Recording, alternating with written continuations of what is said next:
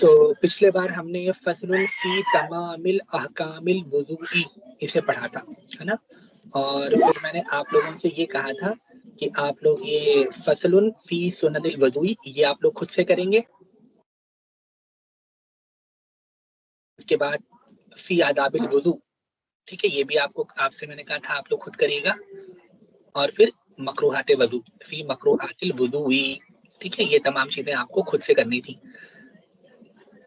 اب ہم یہاں سے پڑھنا شروع کریں گے، امید ہے آپ لوگوں نے خود سے کر لیا ہوگا، اگر نہیں کیا تو فوراً کریں کیونکہ بھلے یہ جو ہے ایگزام میں آئے گا، ٹھیک ہے۔ اب ہمارے ہیں فصل فی اوصاف الوضوئی، فصل فی اوصاف الوضوئی، یہ فصل کے بارے میں ہے، وضو کے اوصاف کے بارے میں ہے، وضو کے اوصاف کے بارے میں ہے۔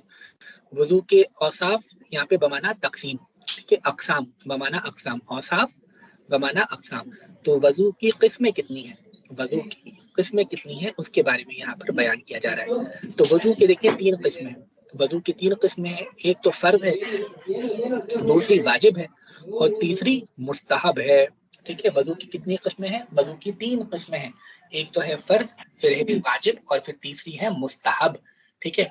فرض آپ کو پتا ہے کہ وضو فرض کب ہوتا ہے؟ وضو فرض تب ہوتا ہے جب ہم کو نماز پڑھنی ہو، ٹھیک ہے۔ اب وہ نماز جو ہے وہ چاہے فرض نماز ہو، چاہے وہ سنت ہو، چاہے وہ نفل ہو، ٹھیک ہے، کسی بھی طریقے کی نماز جو ہے اس کے ادا کرنے سے پہلے وضو کرنا یہ فرض ہے، یہ فرض ہے۔ اسی طریقے سے قرآن کریم کو چھونا، ٹھیک ہے، بغیر وضو کے یہ بھی جائز نہیں، تو قرآن کریم کو کے چھونے سے پہلے وضو کرنا یہ بھی لازم ہے۔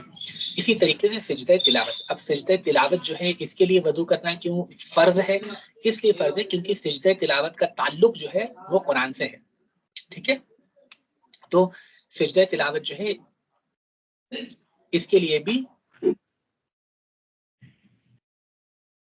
وضو کرنا یہ فرض ہے۔ تو یہ تو ہو گئی آپ کی پہلی قسم، ٹھیک ہے۔ دوسری قسم یہ ہے واجب کی، واجب یہ ہے کہ یہاں پر وضو کرنا یہ ہمارے لیے فرض تو نہیں ہے لیکن واجب ہے، واجب جو ہے یہ فرض سے نیچے کا درجہ ہوتا ہے لیکن اس کے اوپر عمل کرنا یہ واجب ہوتا ہے۔ اور یہ وضو کرنا واجب کب ہے؟ یہ دوسری قسم کب ہے؟ یہ جب ہے بندہ خانہ کعبہ کا طواف کرے، ٹھیک ہے۔ حدیث پاک کے اندر آیا ہے کہ خانہ کعبہ کا طواف کرنا ایسا ہے کہ جیسے نماز پڑھنا، جیسا کہ نماز پڑھنا، ٹھیک ہے۔ تو اب یہ کیونکہ یہاں پر جیسا کہ نماز پڑھنا ہے تو اس وجہ سے ہم اسے فرض تو نہیں کہیں گے، البتہ یہ کہا جائے گا کہ طواف کعبہ کے لیے وضو کرنا یہ واجب ہے، وضو کرنا یہ واجب ہے۔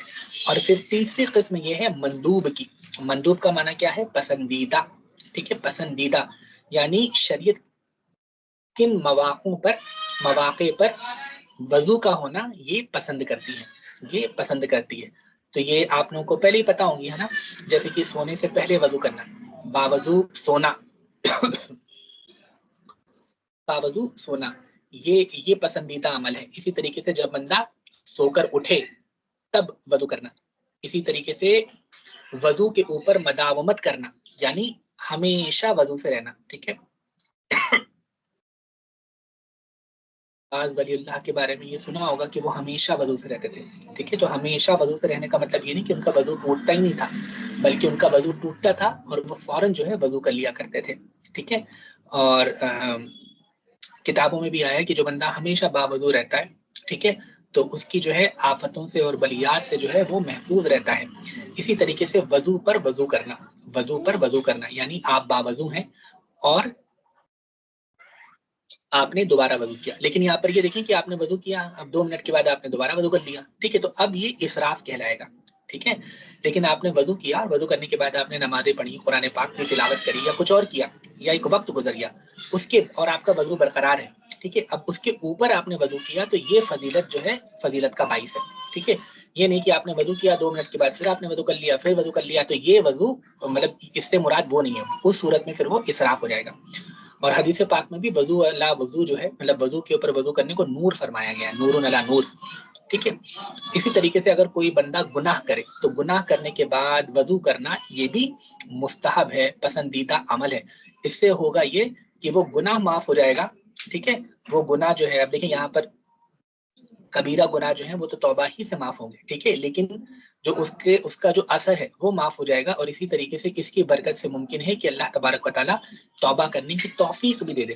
اور وہ کون کون سے گناہ ہیں؟ ہر گناہ، یہاں پر جو انہوں نے ذکر کیا ہے صرف یہی کیا نام ہے اس کا، یہی مراد نہیں ہے، بلکہ ہر طریقے کا گناہ جو ہے اس کے بعد وضو کرنا یہ مستحب ہے۔ کیسی؟ غیبت، ٹھیک ہے، غیبت کرنا، کسی شخص کی غیبت کرنا، یعنی غیبت یہ بنا ہی غیب سے ہے نا، یعنی کسی کی غیر موجودگی میں اس کے بارے میں باتیں کرنا، کسی کی غیر موجودگی میں اس کے بارے میں باتیں کرنا جو اگر وہ سن لیتا تو اس کو برا لگتا، تو اگر وہ سن لیتا تو اس کو برا لگتا۔ اور یہاں پر یہ دیکھیں غیبت جو ہے یہ نہیں کہ آپ ایسی چیز کے بارے میں بات کریں جو اس کے اندر نہیں ہے، ٹھیک ہے، غیبت یہ ہوتی ہے کہ اس شخص کے اندر ہو، ٹھیک ہے۔ تو جیسے اگر کوئی بندہ موٹا ہے، آپ کسی کے سامنے کہہ رہے ہیں کہ یار وہ بندہ بہت موٹا ہے، اور آپ کو پتہ ہے اگر یہ والی بات وہ سن لے، یہ والی بات اگر وہ سن لے تو اس کو برا لگے گا، تو یہ غیبت ہے، یہ غیبت ہے۔ تو غیبت کرنے کے بعد وضو کا کرنا، سب سے پہلے دیکھیے غیبت کرنا یہی بہت بڑا گناہ کبیرہ ہے۔ اس کے بارے میں فرمایا گیا غیبت کرنا ایسا ہے کہ جیسے اپنے مردہ بھائی کا گوشت کھانا، ٹھیک ہے، تو غیبت کرنا۔ اسی طریقے سے جھوٹ، تو غیبت دیکھیں غیبت کے اندر یہ ہے کہ آپ کوئی جھوٹ چیز نہیں بتا رہے، وہ بندہ واقعی موٹا ہے، ٹھیک ہے، وہ بندہ واقعی کیا نام ہے بہت گندا ہے، ٹھیک ہے، وہ بندہ واقعی ایسا ہے کہ جو کیا بہت ناٹا ہے، بہت چھوٹا ہے، ٹھیک ہے، آپ یہاں پر جھوٹ نہیں بول رہے، لیکن آپ ایک ایسی چیز اس کی غیبت میں اس کے پیٹھ پیچھے بول رہے ہیں کہ اگر وہ سن لے تو اس کو برا لگے، ٹھیک ہے۔ تو یہ تو دیکھیں یہ تو گناہ کبیرہ ہے۔ کذب جو ہے جھوٹ، یہ تو اس سے بھی بڑا ہے، کیوں؟ کیونکہ اس صورت میں آپ وہ بات بتاتے ہیں کہ جو بندے کے اندر ہے ہی نہیں، آپ یہ کہہ رہے ہیں کہ وہ بندہ تو بہت جھوٹا ہے، ٹھیک ہے، اور اصل میں وہ بندہ جھوٹا ہے ہی نہیں، ٹھیک ہے۔ تو کذب بیانی جو ہے جھوٹ بولنا، یہ تو غیبت جو ہے اس سے بھی زیادہ ہوگا۔ اسی طریقے سے نمیمہ کسے کہتے ہیں؟ چغل خوری کو، ٹھیک ہے، چغل خوری کو کہا جاتا ہے۔ چغل خوری کا معنی کیا ہے؟ ادھر کی بات ادھر کرنا، ادھر کی بات ادھر کرنا، ٹھیک ہے، کس لیے؟ تاکہ فساد برپا ہو، لڑائی ہو، جھگڑے ہوں، ٹھیک ہے۔ اور اسی طریقے سے ہر گناہ، ٹھیک ہے، ہر گناہ، کسی کو گالی دے دی، ٹھیک ہے، یا کوئی نفاق کا کام کر لیا، تو ان تمام کی تمام چیزیں وہ ہیں کہ جن میں وضو کرنا یہ مستحب ہے، وضو کرنا مستحب ہے۔ اسی طریقے سے کوئی بندہ گانا گا رہا ہے، اب یہاں پر انہوں نے یہ لکھا ہے شعر کرنا، ٹھیک ہے، شعر بیان کرنا، تو شعر وغیرہ تو کون بیان کرتا ہے، ٹھیک ہے، اور شعر ایسے ہوں کہ جو مطلب دینی شعر نہ ہو، جو دینی نعتیہ اشعار نہ ہو، ٹھیک ہے، تو شعر بیان کرنا یا گانا گانا، ٹھیک ہے، یہ تمام کی تمام چیزیں اس کے اندر آ جائیں گی کہ ان کے بعد بھی وضو کرنا یہ مستحب ہے۔ قہقہا لگانا، ٹھیک ہے، قہقہا لگانا یہ جو ہے علماء کا اس میں اختلاف ہے کہ وضو ٹوٹے گا کہ نہیں ٹوٹے گا۔ ہمارے ہاں یہ ہے کہ اگر بندہ نماز پڑھ رہا ہے اور نماز میں قہقہا لگائے تب وضو ٹوٹ جائے گا، لیکن نماز کے باہر اگر قہقہا لگائے تو وضو تو اس کا نہیں ٹوٹے گا، البتہ یہ ہے کہ مستحب یہ ہے کہ وہ بندہ وضو کر لے۔ اسی طریقے سے اگر کسی شخص نے غسل میت دیا ہے، ٹھیک ہے، کسی میت کو نہلایا ہے اور یا جو ہے اس کو اٹھا کے لے کے گیا ہے، ٹھیک ہے، اس کو کندھوں پر اٹھا کے لے کر گیا ہے، میت کو اٹھائی ہے، تو اس صورت پہ بھی وضو کرنا یہ مستحب ہے۔ دیکھیں بار بار یاد رکھیں مستحب ہے، یہاں پر فرض اور واجب کی بات نہیں ہو رہی، یہ تمام کی تمام وہ افعال ہے کہ جن کے بعد وضو کرنا مستحب ہے۔ ہمارے یہاں بعض چیزیں جو ہیں مستحب کو فرض کا درجہ دے دیا جاتا ہے، ٹھیک ہے، اور جو فرض کو مستحب بھی نہیں سمجھا جاتا، ٹھیک ہے، لوگ نماز نہیں پڑھتے، فرض ہے، لوگ نماز نہیں پڑھتے، لیکن یہ تمام چیزیں، ارے تم نے جو ہے میت کو غسل دے دیا اب تم کو نہانا ضروری ہے، تمہارے پر واجب ہے، ٹھیک ہے، تو ہمارے یہاں انتہا اس قدر ہے کہ جو ہے ہم فرض کو مستحب بھی نہیں سمجھتے اور مستحب کو فرض سمجھتے ہیں، ٹھیک ہے۔ تو میت کو غسل دینا یا اس کو اٹھانا، کندھا دینا، ان تمام چیزوں میں بھی وضو کرنا یہ مندوب ہے، ٹھیک ہے، پسندیدہ ہے۔ اسی طریقے سے ہر نماز کے وقت وضو کرنا یہ بھی مستحب ہے، بھلے آپ کا وضو، ٹھیک ہے، آپ کا وضو ہے، عصر کا وقت شروع ہو گیا، ٹھیک ہے، آپ دوبارہ سے وضو کریں اور وضو کر کے آپ نے نماز پڑھ لیں، ٹھیک ہے، وضو برقرار ہے لیکن مغرب کا ٹائم ہوا، آپ نے دوبارہ سے وضو کیا، ٹھیک ہے، وہ کر لیں۔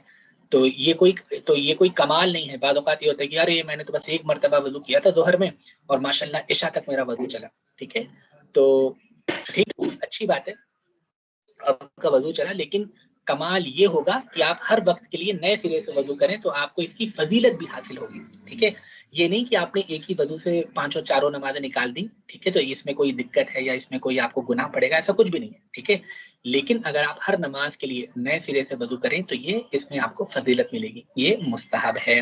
البتہ یہ تمام چیزیں الگ ہیں کہ کوئی بندہ بیمار ہے، ٹھیک ہے، یا پانی پر قادر نہیں ہے کہ وہ ہر وقت وضو کر سکے، ایک وقت وضو کر لیا وہی اس کے لیے کافی ہے، ٹھیک ہے، اٹھ نہیں سکتا بستر سے یہ تمام چیزیں ہیں، تو ان صورت میں ٹھیک ہے. لیکن اگر بندہ صحیح سلامت ہے، پانی کے اوپر قادر ہے، آرام سے وضو کر سکتا ہے، تو ان تمام چیزوں میں افضل یہ ہے، بہتر یہ ہے کہ بندہ ہر نماز کے لیے نئے سرے سے وضو کرے، اگرچہ اس کا وضو باقی ہو، اگرچہ اس کا وضو باقی ہو.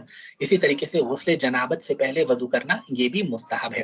حالانکہ دیکھیں جب غسل کیا جائے گا تو اس وقت ویسے بھی تمام کے تمام اعضائے وضو جو ہیں وہ تو اپنے آپ دھل جاتے ہیں، ہے نا، تمام کے تمام اعضائے وضو جو ہیں وہ تو اپنے آپ دھل جاتے ہیں، لیکن اس کے باوجود غسل جنابت سے پہلے وضو کا کرنا یہ مستحب ہے. اسی طریقے سے جو جنوبی ہے، ٹھیک ہے، کہ جس کے اوپر غسل جو ہے وہ فرض ہے، ایسے شخص کا کھانا پینا، ٹھیک ہے، سونا اور اسی طریقے سے دوبارہ جمع کرنا، ٹھیک ہے، ان تمام چیزوں سے پہلے بھی وضو کرنا یہ مستحب ہے. کوئی شخص غصہ ہے، ٹھیک ہے، اس کو غصہ آ گیا تو غصے میں بھی جو اس کو وضو کرنا یا غصے کے بعد اس کو وضو کرنا مستحب ہے. قرآن پڑھنا، حدیث پڑھنا، حدیث کی روایت کرنا، اسی طریقے سے علم پڑھانا جو ابھی ہم پڑھ رہے ہیں، ٹھیک ہے، تو یہ تمام کی تمام چیزیں جو ہیں ان میں بھی جو ہے وضو کرنا یہ مستحب ہے. اذان دینا، اقامت کہنا، خطبہ دینا، ٹھیک ہے، یہ تمام کی تمام چیزوں میں بھی وضو کرنا مستحب ہے. اسی طریقے سے نبی کریم صلی اللہ تعالی وسلم کی زیارت کرنا، یعنی نبی کریم صلی اللہ تعالی وسلم کے روضہ مبارک اس کی زیارت کرنا، مدینہ منورہ جانا، سنہری جالیوں کا دیدار کرنا، تو اس وقت بھی جو ہے وضو کرنا یہ مستحب ہے. اسی طریقے سے وقوف عرفہ کے وقت صحیح، صفا اور مروہ کے درمیان صحیح کے درمیان، اسی طریقے سے اونٹنی، ٹھیک ہے، اونٹنی یا اونٹ کے گوشت کے کھانے کے بعد وضو کرنا یہ مستحب ہے، ٹھیک ہے. اور اسی طریقے سے اگر کوئی باوضو مرد ہے، اس نے کسی عورت کو چھو لیا شہوت والی، ٹھیک ہے، اور جو ہے یا کوئی عورت ہے اس نے کسی مرد کو چھو لیا، تو اس صورت میں بھی وضو کا کرنا یہ مستحب ہے. بار بار میں کہہ رہا ہوں مستحب ہے، فرض نہیں ہے، واجب نہیں ہے، ٹھیک ہے. اور یہ جو آخر کی دو چیزیں ہم نے بیان فرمائی کہ جو ہے اونٹ کا گوشت کھانے کے بعد اور کسی عورت کو چھونے کے بعد، شہوت ہو نہ شہوت ہو، ٹھیک ہے، دونوں صورتیں میں وضو کا کرنا یہ مستحب ہے. یہ ہمارے نزدیک، احناف کے نزدیک تو اس سے وضو نہیں ٹوٹتا، احناف کے نزدیک ان سے وضو بھی نہیں ٹوٹتا اور وضو واجب بھی نہیں ہوتا. البتہ یہاں پر یہ کوشش یہ ہوتی ہے کہ علماء کا جو اختلاف ہے نا اس سے بچا جائے، علماء کا اختلاف ہے اس سے بچا جائے. تو بعض علماء کا کہنا یہ ہے کہ اونٹ کا گوشت کھانے کے بعد وضو کرنا یہ ضروری ہے کیونکہ وضو ٹوٹ جاتا ہے، ٹھیک ہے. اور بعض علماء کا کہنا یہ ہے کہ اگر کوئی شخص جو ہے وہ کسی عورت کو چھو لے تو اس سے وضو ٹوٹ جاتا ہے. تو اگرچہ امام اعظم کے نزدیک یہ مسئلہ نہیں ہے، لیکن کیونکہ دیگر علماء جو ہیں ان کے نزدیک یہ مسئلہ ہے، تو اختلاف سے بچنے کے لیے عافیت اسی میں ہے، بہتری اسی میں ہے کہ ہم اس کو فالو کریں. لیکن ہم نے اسے فرض کا درجہ نہیں دیا جو باقی علماء نے دیا، ٹھیک ہے، ہم نے اسے فرض کا درجہ نہیں دیا جو باقی علماء نے دیا، ہم نے اس کو مستحب کا درجہ رکھا ہے کہ اگر کوئی بندہ کرے تو اچھی بات ہے، نہیں کرے تب بھی کوئی بات نہیں، اس کا وضو جو ہے وہ برقرار رہے گا.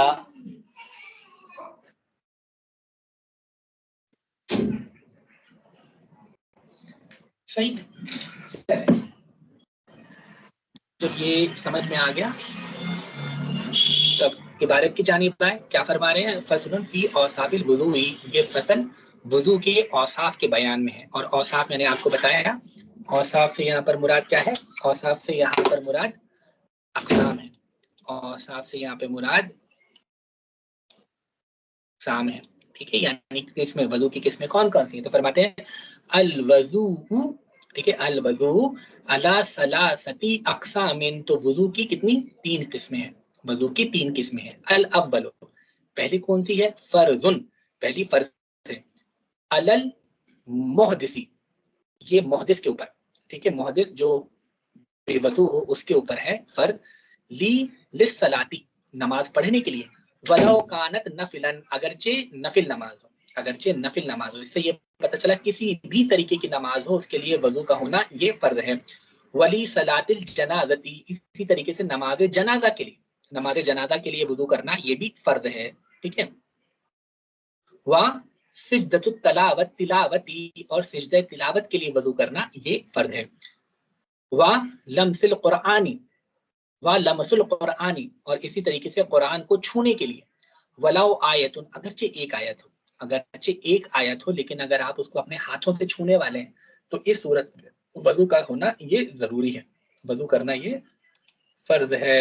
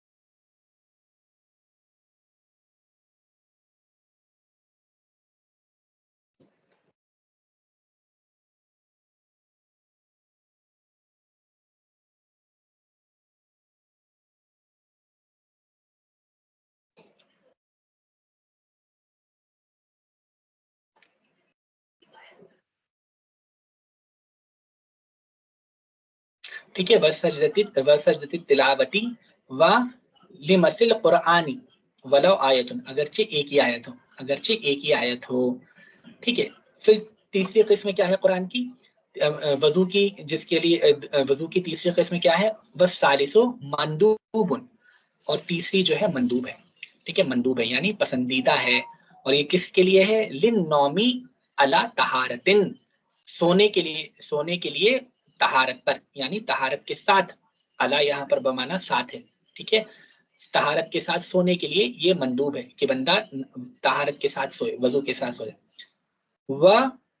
وَإِذَسْتَيْقَظَ مِنْهُ، اور جب جو ہے جاگ جائے، استيقظ کا معنی کیا ہوتا ہے، جاگنا، سو کر اٹھنا، منہ، کس سے، منہ، ہو کی ضمیر کس کی طرف لوٹ رہی ہے، نوم کی طرف لوٹ رہی ہے، جبکہ جاگے اس سے، منہ، اس سے، کس سے، نوم سے، سونے سے۔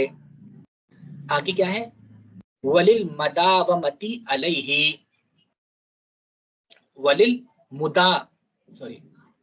وَلِلْمُدَاوَمَةِ عَلَيْهِ، اور اسی طریقے سے اس کے اوپر مداومت کے لیے، یعنی ہمیشہ کے لیے، ٹھیک ہے، ہمیشہ اس کے اوپر رہنے کے لیے، کس کے اوپر، ہو کی ضمیر لوٹ رہی ہے وضو کی جانب، ٹھیک ہے۔ وَلِلْوُضُوءِ عَلَى الْوُضُوءِ، اسی طریقے سے وضو کے اوپر وضو کرنا یہ بھی مستحب ہے، یہ میں نے آپ کو بتا دیا وضو کے اوپر وضو کرنے سے مراد کیا ہے، ٹھیک ہے۔ آگے کیا ہے، وَبَعْدَ غِیبَةٍ وَکِذْبٍ وَنَمِیمَةٍ، غیبت کرنے کے بعد، جھوٹ بولنے کے بعد، چغل خوری کرنے کے بعد، وَكُلُّ خَطِیَةٍ، اور ہر گناہ کے بعد، ہر خطا کے بعد، ٹھیک ہے، اور وَإِنشَادِ شعر، وَإِنشَادِ شعر، اسی طریقے سے پڑھنا، کس کا، شعر کا، اب یہاں پہ شعر تو نہیں، یہاں پہ گانا لے لیں، ٹھیک ہے، گانا گانا یا شور، کوئی اگر کوئی بندہ شعر بھی پڑھ رہا ہے اور بیکار کے شعر پڑھ رہا ہے تو اس صورت میں بھی جو ہے اس کے اوپر وضو کرنا یہ مستحب ہے۔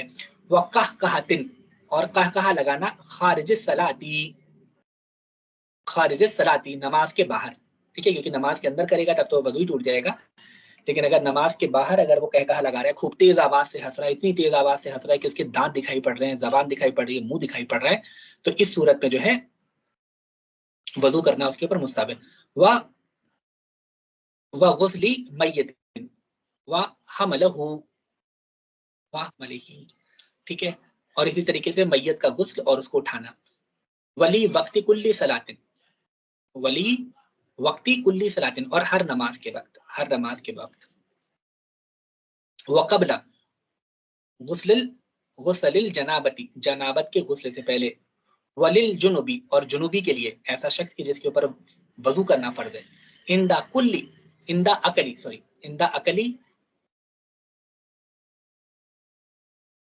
اندا عقلن و شربن و نومن و وطین، ٹھیک ہے، ایسا شخص کی جس کے اوپر وضو غسل کرنا وہ واجب ہے، تو سونے، کھانے سے پہلے، پینے سے پہلے، سونے سے پہلے، اور دوبارہ بتی کرنے سے پہلے وضو کرنا یہ مستحب ہے۔ ولی غضب، اسی طریقے سے غصے کے بعد۔ ولی و قرآن، پڑھنے کے لیے، اب یہاں پہ قرآن صرف لکھا ہے، اور قرآن یعنی لی قرات ہی، قرآن کے پڑھنے کے لیے، ٹھیک ہے۔ و حدیث و روایت ہی، اور اسی طریقے سے حدیث کا پڑھنا اور اس کی روایت کرنا، اس سے پہلے بھی وضو کا کرنا یہ مستحب ہے۔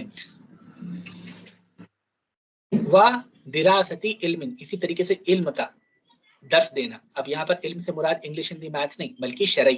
ٹھیک ہے, علم کا شرعی علم کا درس دینا, اس سے پہلے بھی وضو کرنا یہ مستحب ہے. اذان, اذان دینے سے پہلے, اذان ٹھیک ہے, و اقامت, اقامت سے پہلے, و خطبت, خطبے سے پہلے. ٹھیک ہے, اگرچہ نکاح کا خطبہ, تو ان تمام چیزوں سے پہلے وضو کرنا یہ مستحب ہے. آگے وزیارت النبی صلی اللہ علیہ وسلم, اور نبی کریم صلی اللہ تعالی وسلم کی زیارت کرنا, اور نبی کریم صلی اللہ تعالی وسلم کی زیارت کرنا. اب دیکھیں یہاں پر انہوں نے یہ نہیں کہا کہ وزیارت روض النبی صلی اللہ علیہ وسلم, یہ بھی تو کہا جا سکتا تھا کہ نبی کریم صلی اللہ علیہ وسلم کی روضے کی زیارت کرنا. ٹھیک ہے, آپ کی مزار کی زیارت کرنا. ٹھیک ہے, یا آپ کی قبر کی زیارت و قبر النبی صلی اللہ علیہ وسلم, یہ بھی نہیں کہا انہوں نے کہا زیارت النبی صلی اللہ علیہ وسلم, نبی کریم کی زیارت کرنا. کیوں؟ کیونکہ اہل سنت والجماعت کا عقیدہ یہ ہے کہ نبی کریم صلی اللہ علیہ وسلم اپنی قبر مبارک میں زندہ ہے, اپنی قبر مبارک میں زندہ ہے, اور ان کے روضے پر جانا, ان کی قبر پہ جانا ایسا ہی ہے کہ جیسا نبی کریم صلی اللہ تعالی وسلم کے بارگاہ میں پہنچنا. ٹھیک ہے, تو دیکھیں یہ کتابیں جو ہیں, یہ کتابیں آج کی نہیں ہیں, بہت پرانی کتابیں, لیکن ان کتابوں میں بھی ایسے مسائل آ جاتے ہیں کہ جہاں سے جو ہے اہل سنت والجماعت کے جو عقیدے جو ہیں وہ ثابت ہوتے ہیں, اہل سنت والجماعت کے عقیدے جو ہیں وہ ثابت ہوتے ہیں. اب دیکھیں, اب یہ یہاں پر جو ہے اگر کوئی وہابی پڑھائے گا, ٹھیک ہے, دیوبندی پڑھائے گا, تو وہ کہے گا کہ جی یہاں پر یہ ہے تو زیارت النبی صلی اللہ علیہ وسلم, لیکن یہاں پر جو نا زیارت قبر النبی صلی اللہ علیہ وسلم, یہ یہاں پر قبر جو ہے, ٹھیک ہے, یہاں پر قبر جو ہے وہ پوشیدہ ہے, وہ محذوف ہے. ٹھیک ہے, تو اس کو بیچ میں پڑھا جائے گا. ٹھیک ہے, وہابی پڑھائے گا تو دیوبندی پڑھائے گا تو یہ کہے گا, لیکن جب کوئی سنی اسے پڑھائے گا, اہل سنت کا کوئی عالم پڑھائے گا, تو اب یہ یہاں پر یہ نہیں کہے گا کہ یہاں پر قبر جو ہے وہ پوشیدہ ہے, محذوف ہے, نہیں, بلکہ زیارت النبی صلی اللہ, نبی کریم صلی اللہ تعالی وسلم کی زیارت کرنا. ٹھیک ہے, اور حدیث پاک کے اندر بھی ہے کہ جس نے میری قبر کی زیارت کری گویا کہ اس نے میری زیارت کری. ٹھیک ہے, تو دیکھیے یہاں پر ہے یہ اتنی سی بات, ہے یہ اتنی سی بات, لیکن اہل سنت والجماعت کا کتنا مضبوط عقیدہ یہاں پر بیان کر دیا گیا. یہاں پر نہیں زیارت مسجد النبی صلی اللہ علیہ وسلم, یہ بھی نہیں کہا. ٹھیک ہے, کہا جاتا ہے نا کہ مطلب یہ تین مسجدوں کے علاوہ کسی اور جگہ کا سفر باندھنا یہ حرام ہے. ٹھیک ہے, وہ بھی نہیں کہا گیا کہ نبی کریم کی مسجد کے لیے, نہ نبی کریم کی قبر کے لیے, نہ روزے کے لیے. ٹھیک ہے, بلکہ ڈائریکٹلی کہا گیا کہ نبی کریم صلی اللہ علیہ وسلم کی زیارت, کیونکہ اہل سنت کا عقیدہ ہے کہ نبی کریم صلی اللہ علیہ وسلم جیسا کہ اپنی ظاہری حیات میں تھے, ویسے ہی اللہ تبارک و تعالیٰ نے آپ کو حیات دی ہوئی ہے. آپ اپنے امتیوں, جب امتی زیارت کرتے ہیں تو آپ ان کو پہچانتے بھی ہیں, ان کو جانتے بھی ہیں, ان کے سلام کا جواب بھی دیتے ہیں. ٹھیک ہے, اس کے بعد کیا ہے, وہ وقوفی بھی عرفتی, اسی طریقے سے وقوف عرفہ کے لیے وضو کرنا, ولسعی بین الصفا والمروہ, صفا اور مروہ کے درمیان صحیح کرنا,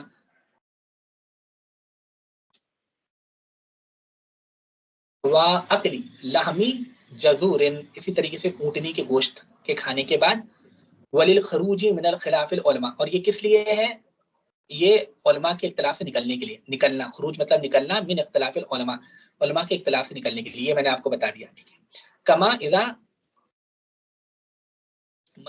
مسم راتن, ٹھیک ہے, جیسے کہ کسی عورت کو چھونا, کما جیسے, جب چھوا جائے عورت کو, جب چھوا جائے عورت کو. ٹھیک ہے, تو اس صورت میں بھی وضو کرنا یہ مستحب ہے. تو یہ تمام کی تمام وہ چیزیں ہیں کہ جن میں وضو کرنا یہ مستحب ہے. تو دیکھیں یہ تمام چیزیں ہم نے پڑھ لی.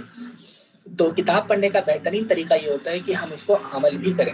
ٹھیک ہے, تو آپ جو ہے حدیث کی کتابیں بھی پڑھیں گے, فقہ کی, تفسیر کی کتابیں پڑھیں گے, تو وہ ٹھیک ہے کہ ہم مسئلے یاد کریں گے, سب کچھ تمام چیزیں, لیکن مطلب بہترین طریقہ یہ ہوگا کہ ہم جو پڑھتے جا رہے ہیں اس کو جو ہے عمل میں بھی لیتے چلے آئیں.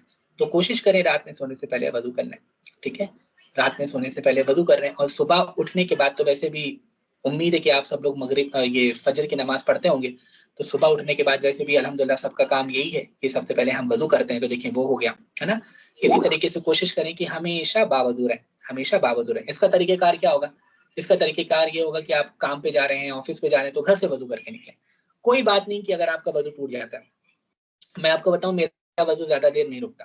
ٹھیک ہے, میرا وضو, کیونکہ مجھے پیشاب وغیرہ مطلب یہ ہے کہ کرنا ہی ہوتا ہے. ٹھیک ہے, تو میرا وضو زیادہ دیر نہیں رکتا, لیکن कोशिश मेरी ये रहती है कि जब मैं ऑफिस से निकलूं तो ऑफिस के लिए निकलूं, घर से निकलूं, तो जब उतने टाइम जब मुंह वगैरह ब्रश वगैरह कर रहा हूं तो उतने टाइम वजू भी मुकम्मल कर लूं, ठीक है।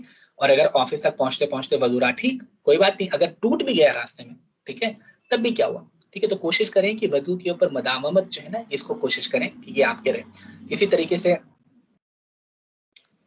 कहकहा लगाना है ना, या उल्टे सीधे कोई काम कर लिया हमने, इसी तरीके से जो है गुस्सा आया, तो ये तमाम चीजें ऐसी हैं कि जिनके लिए वजू करना जो है हम कोशिश करें कि वजू कर लें, ठीक है, कोशिश करें कि हम वजू कर लें। खैर चलें, इसके तो आज का दर्स यही खत्म करते हैं। इंशाल्लाह अगला सबक हम कल पढ़ेंगे, फसलुन फी नवाक़िज़िल वुज़ू, वजू को तोड़ने वाली चीजें, ठीक है। आज के दर्स के ताल्लुक से अगर कोई सवाल हो तो पूछ लीजिए।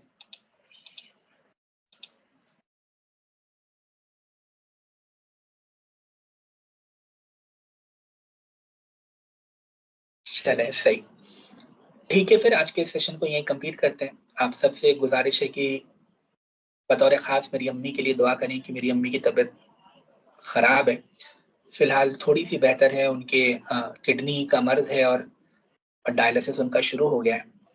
तो मैं मतलब अल्लाह ताला से यही दुआ कर रहा था कि डायलिसिस वगैरह ना शुरू हो, क्योंकि डायलिसिस एक लंबा प्रोसेस है और फिर वो ज़िंदगी भर का प्रोसेस है कि जब तक कि आपको किडनी कोई डोनेट करने वाला ना मिले।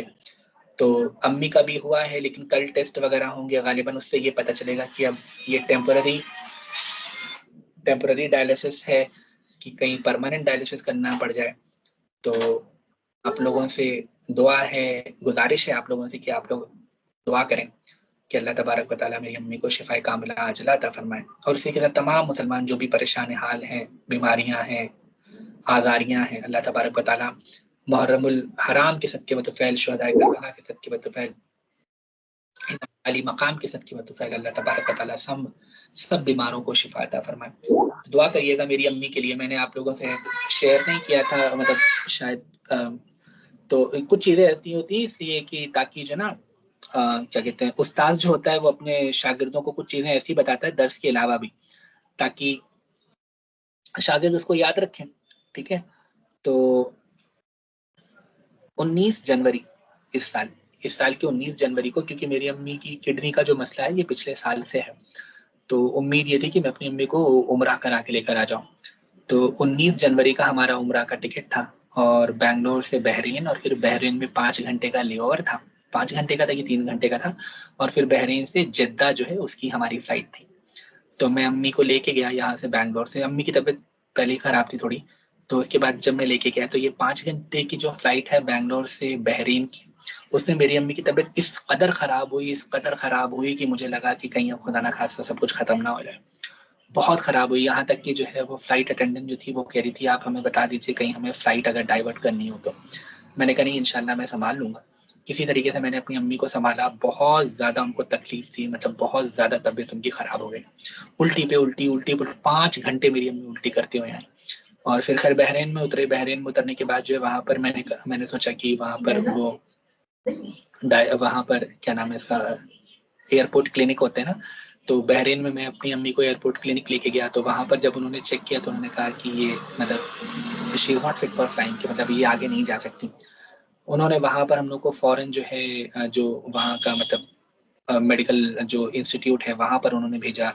फिर हम लोग वहाँ गए एम्बुलेंस से, वहाँ पर डॉक्टर आए, उन्होंने ट्रीटमेंट शुरू किया, रात भर जो है वहाँ रही मेरी अम्मी, और फिर उसके बाद दूसरे दिन फिर स्टेबलाइज होने के बाद डॉक्टर ने भी ये कहा कि आप आगे की जर्नी नहीं करें, और फिर हम लोग दोबारा वापस बैंगलोर आ गए। तो देखें ये मतलब कितनी बड़ी महरूमी की बात है कि जो है हम लोग मतलब पहुंच गए, और फिर बहरीन से सिर्फ 2.5 घंटे का ही रास्ता था जद्दा का, और क्योंकि मेरे दोस्त अहबाब भी थे, उन लोगों ने पूरे इंतजाम किए हुए थे जद्दा में और मक्का में और वो तमाम चीज़ें, राइट, कुछ भी नहीं हो पाया और हम लोग को बहरीन से वापस आना पड़ा।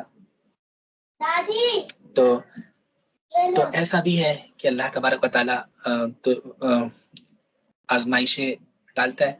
तो दुआ करें, इंशाल्लाह मेरी भी नीयत है कि अल्लाह करे मेरी अम्मी अच्छी हो जाए, तो फिर जो है दोबारा इंशाल्लाह उम्रा पे जाएंगे।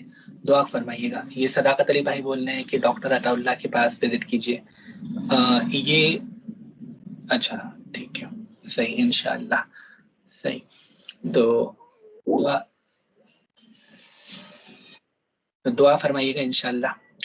اسی کے ساتھ آج کے سیشن کو یہ کمپلیٹ کرتے ہیں. اللہ تبارک و تعالیٰ ہمارے پڑھنے پڑھانے کو اپنی بارگاہ میں قبول فرمائے. اس کی برکتوں سے دنیا اور آخرت میں توقع کامیابی اور کامرانی عطا فرمائے. دشمنیوں سے بچائے. ایمان و عافیت کے ساتھ شہادت والی موت نصیب عطا فرمائے.